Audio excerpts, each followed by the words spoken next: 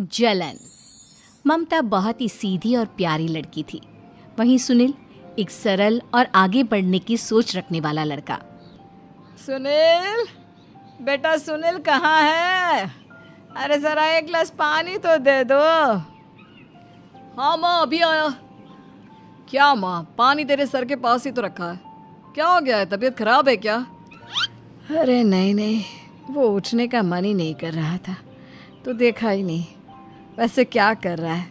यहाँ बैठ ना मेरे पास। माँ पढ़ रहा था। वो क्या है ना, नौकरी में तो वक्त नहीं मिलता, अब ऑफिस से घर आकर ही तो वक्त मिलता है। अच्छा ठीक है, पढ़ ले जा बेटा। सुनील पढ़ लिख कर और आगे बढ़ना चाहता था, लेकिन माँ की तबीयत खराब देखकर सोचता है कि शादी ही कर ले। कब तक माँ का ख्याल वो अकेले रख पाएगा? तो एक दिन, माँ ये ममता है, मैंने इससे शादी कर ली है। तुम्हारी तबीयत भी ठीक नहीं रहती तो मैंने सोचा शादी कर लेता हूँ। घर संभालने वाली और तुम्हें संभालने वाली कोई आ जाएगी तो अच्छा रहेगा। माँ अचानक से सामने बहू देखकर हैरान रह जाती है। बेटा ये क्या बात होती है? न बैंड, न बाजा, न दहेज, न शगुन, ऐसे कैसे बहू आ गई? माँ तू तो जानती है मैं नौकरी के साथ पढ़ाई कर रहा हूँ, तो कहाँ से इतना पैसा बचा पाता कि धूमधाम से शादी करता। वैसे भी माँ, लोग तो आकर खाकर निकल जाएंगे, इसलिए बस वैसे ही। माँ जी, मैं आपका ख्याल रखूंगी। वैसे भी ये आगे की पढ़ाई कर रहे हैं, अच्छा कुछ कर गए तो सबके दिन फिर से अच्छे आ जाएंगे। सास को ममता की बात ठीक तो लगती है, लेकिन मन में कहीं ना कहीं लगता है कि कहीं बहू बेटे को लेकर फुर्र ना हो जाए और फिर तो वो रह जाएगी अकेली। बेटा देख, मेरा जो कुछ भी है वो सुनील ही है, और सुनील का भी अब इस दुनिया में मैं ही हूँ और कोई नहीं। क्या सुनील? बिल्कुल माँ, लेकिन आज से ममता भी मेरे जीवन का अहम हिस्सा है, जैसे तू है। सास को बड़ा बुरा लगता है कि उसकी सल्तनत में कोई और हिस्सेदार कैसे हो सकता है। कैसे कोई और उसके 30 साल के बेटे की जिंदगी में अचानक से आकर बराबर का हिस्सेदार बन सकता है। देख बहू, मैं भले थोड़ा बीमार रहती हूँ, लेकिन इसका मतलब यह नहीं कि घर की चीज़ों में मेरा कंट्रोल खत्म हो गया है। मैं आज भी इस घर की रानी हूँ, समझी? बेटा सोचता है कि ये माँ को अचानक से क्या हो गया। कल तक जो माँ कहती थी कि जिंदगी का कोई भरोसा नहीं, वो अचानक से जंग के मैदान की झांसी की रानी कैसे बन गई? माँ क्या हो गया है? सब ठीक है ना? अचानक कैसी बात कर रही हो? ममता का आज पहला दिन है, स्वागत करो उसका। आसपास की आंटियों को बुलाओ, नई दुल्हन की मुंह दिखाए करवाओ। खैर, सास होने का फर्ज निभाती है और बाद में एक सहेली के साथ बाहर निकल जाती है। क्यों री बताया नहीं कि बेटे का ब्याह कर रही हो? वैसे तो सारा दिन हम ही में घुसी रहती हो। अरे मुझे भी तो अभी पता चला, यूं अचानक सर पर लेकर आ गया। कहता है बहू है माँ तुम्हारी, अब इसको भी इतना ही मैं प्यार करता हूँ जितना तुझे करता हूँ। लो जी, ये क्या बात हो गई? क्यों इतना प्यार करता है? अरे माँ का प्यार तो ज़्यादा होता है। अब उसको तो कोई दूसरा पति मिल सकता है, लेकिन तुम ही बताओ, क्या माँ की ममता किसी और की हो सकती है? ना जी ना, बेटे को समझाओ ये बात। अरे क्या समझाऊं, मुझे तो खुद ही समझ में नहीं आ रहा कि क्या हो रहा है। जो बेटा कल तक माँ माँ करता था, अचानक से बीवी बीवी का राग आलाप रहा है। देखा, उसकी बीवी ना सुंदर और जवान है। सुंदरता के आगे तो एक से एक नहीं टिके, तो तेरा बेटा किस खेत की मूली है? सास को भी समझ में आ जाता है कि बहू की सुंदरता के आगे माँ का प्यार किसी काम का नहीं। उधर बीवी, ए जी, अम्मा जी सहेलियों को छोड़ने गई थी, अभी तक आई नहीं, हम देख आए क्या? अरे रहने दो ना, आ जाएंगी। कहाँ जाएगी, उनकी आदत है, एक बार जाती है तो पूरी पंचायत खत्म करके ही आती है। अच्छा ही है, खाना वाना खा कर गई होगी। छोड़ो ना, घूमेगी तो खाना पचेगा, नहीं तो ऐसे ही खाट पकड़ लेगी। बहू भी शांत हो जाती है। उधर सास सोचती है कि आज थोड़ा देर से ही घर जाती हूँ, जब बेटा परेशान होकर ढूंढेगा तब मजा आएगा। बीवी को खुद ही पता चल जाएगा कि माँ के आगे उसकी दाल नहीं गलेगी। लेकिन वहीं दूसरी ओर घर पर, ए जी, माँ जी अभी भी नहीं आई, हमको तो घबराहट हो रही है कि क्या करें, जाकर पता करें किसी के घर। अच्छा, कहाँ जाओगी ये भी बता दो। पहला दिन है तुम्हारा इस घर में और एक ही दिन में मोहल्ला छानोगी क्या? हाँ, तो आप भी तो नहीं जा रहे हैं ना, हमको फिक्र हो रही है। अरे यार, ये रोज का है अम्मा का, खाओ और सो जाओ। बस फिर क्या था, बेटा बहू खाना खाते हैं और कमरे में सोने चले जाते हैं। उधर जब सास को कोई देखने नहीं आता तो वो हार कर घर आ जाती है, जहाँ वो देखती है कि सारे घर की लाइट्स बंद है। सास को गुस्सा आता है, बहू, ममता बहू कहाँ हो?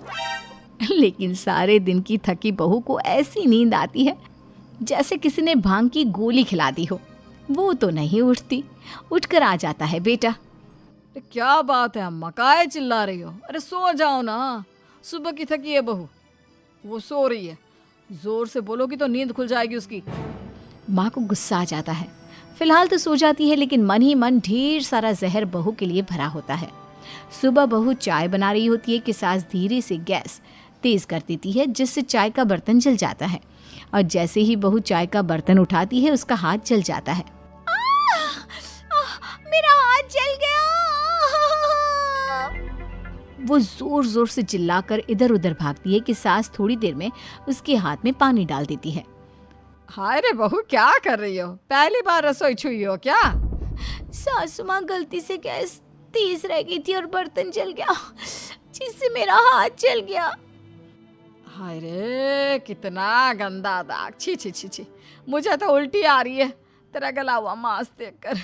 तू ना मुझे अभी साथ से खाना मत लगाना।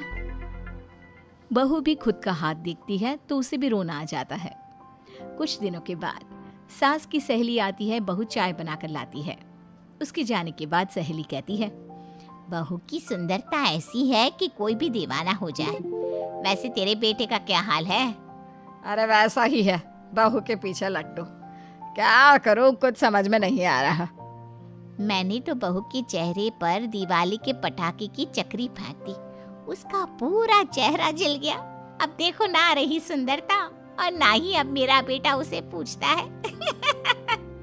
अरे अब तो वो उसे छोड़कर दूसरी भी देखने को बोल गया है मुझे। बहू सारी बात सुन रही होती है।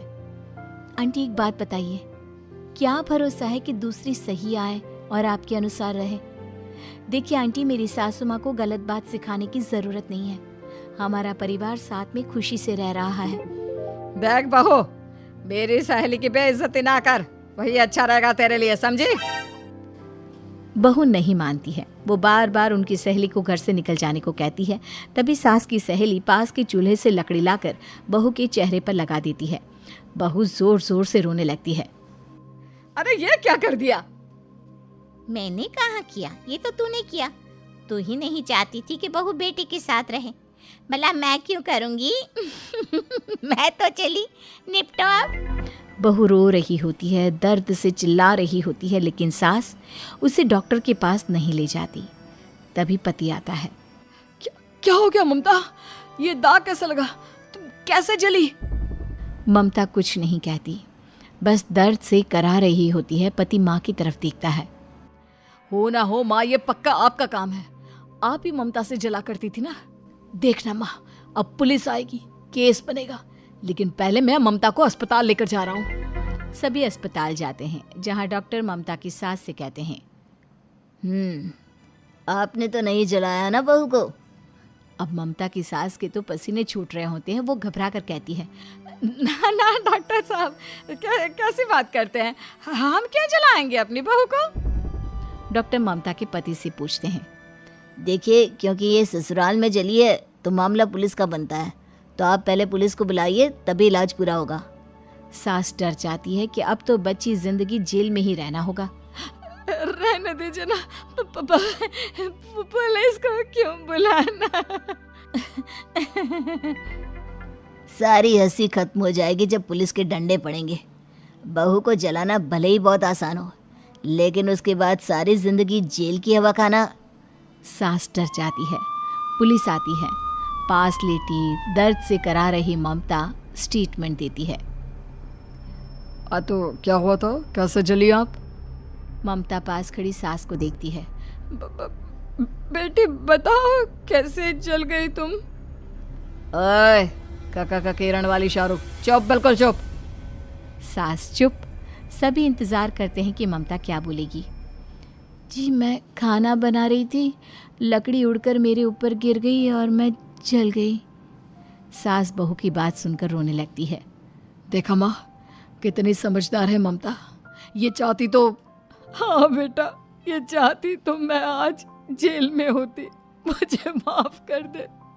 मैं आगे से अभी कभी ऐसा नहीं करूंगी। बहू के साथ मिलकर रहूंगी। मुझे माफ कर दे।